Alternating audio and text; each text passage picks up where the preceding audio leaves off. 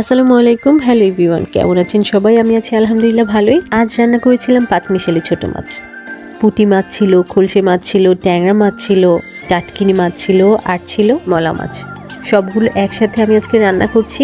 আমার কাছে বরাবরই হাতে মেখে রান্না ভালো লাগে। আমি দুটো ছোট সাইজের আলু কুচি নিয়ে নিয়েছি। আমি নতুন আলু নিয়েছি।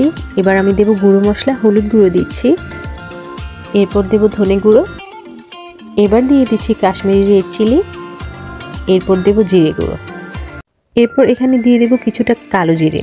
এটা অপশনাল, বাট আমার ভালো লাগে। এরপর আদা রসুন পেস্ট অ্যাড করে দিচ্ছি, আর দিচ্ছি দুটো ছোট সাইজের টমেটো কুচি।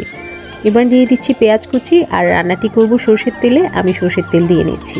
ছোট মাছের টেস্ট কিন্তু আমার কাছে সবচেয়ে বেশি লাগে সরষের তেলে রান্না করলে। আমি যার কারণে সরষের তেলে রান্না করতে বেশি স্বাচ্ছন্দ্য বোধ করি। এবার আমি হাত দিয়ে উল্টে পাল্টে খুব ভালো মতো মিক্স করে নেব সমস্ত মশলার সাথে মাছগুলো। এই কাজটি হাত দিয়ে করলে আমার কাছে মনে হয় মিক্সিংটা সবচেয়ে বেশি ভালো হয়। তারপর কারো হাতে বার্ন হলে হাতে গ্লাভস ইউজ করে মেখে নিতে পারেন। এবার এখানে দিয়ে দিচ্ছি কয়েকটি কাঁচামরিচ। এবার ঢেকে চুলো অন করে দেব। চুলো কিন্তু মিডিয়াম লো ফ্লেমে থাকবে। আমি লবণ অ্যাড করতে ভুলে গিয়েছিলাম, যেটা মোস্ট ইম্পর্টেন্ট পার্ট, সেটি আবার অ্যাড করে নিচ্ছি। এবার একটু ভালো মতো মিক্স করে আবার ঢেকে দেব। আমার বাচ্চার বাবা কিন্তু যে কোনো রান্নায় লবণ একটু বেশি খান, আমিও লবণ একটু বেশি খাই। ওনার কথা, কাঁচা লবণ তো খাওয়া ভালো না, তাই রান্নায় একটু লবণটা বেশি করে দিয়ে দেবে। আমি ঢেকে অপেক্ষা করছি 5 থেকে 7 মিনিট। 7 মিনিট পর আমি ঢাকনা সরিয়ে দিয়ে এবার 1 কাপ পরিমাণ গরম পানি অ্যাড করে দিচ্ছি। এবার আবার ঢেকে অপেক্ষা করব 7 থেকে 8 মিনিট। 7 মিনিট পর ঢাকা সরিয়ে আমি আবার একটু নেড়ে চেড়ে দিচ্ছি।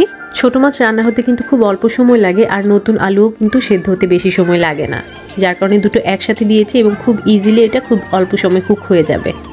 এবার আবার ঢেকে অপেক্ষা করব 10 থেকে 12 মিনিট। 12 মিনিট পরে আমি ঢাকা সরিয়ে দিচ্ছি। এখন আর আমি চামচ দিয়ে ভাবে নাড়ব না, আমি হাত দিয়ে হাঁড়িতে ধরে একটু নেড়ে দিচ্ছি, কারণ মাছগুলো কিন্তু একেবারেই সফট। বেশি নাড়তে গেলে দেখা যাবে ভেঙে যাওয়ার চান্স থাকে।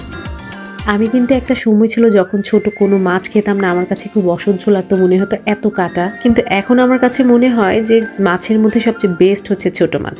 এবার আমি 4-5টা কাঁচামরিচ দিয়ে দিচ্ছি, আর দিয়ে দিচ্ছি কিছুটা ভাজা জিরে গুঁড়ো। আমার রান্নাটি কিন্তু একদমই শেষের পথে। এই রান্নাটা হতে কিন্তু আধা ঘন্টা সময়ও লাগে না। এই জন্য আমার হাতে মেখে রান্না এত পছন্দ। একদম লাস্ট পর্যায়ে আমি ধনেপাতা অ্যাড করে দিচ্ছি। একদম হাত ভর্তি করে ধনেপাতা অ্যাড করছি, আমার ভালো লাগে। আসলে শীতের সিজনে রান্না করার মজাটাই এখানে। যে কোনো রান্নার উপর তাজা ধনেপাতা ছিটিয়ে দিন আর সুন্দর একটা স্মেল উপভোগ করুন।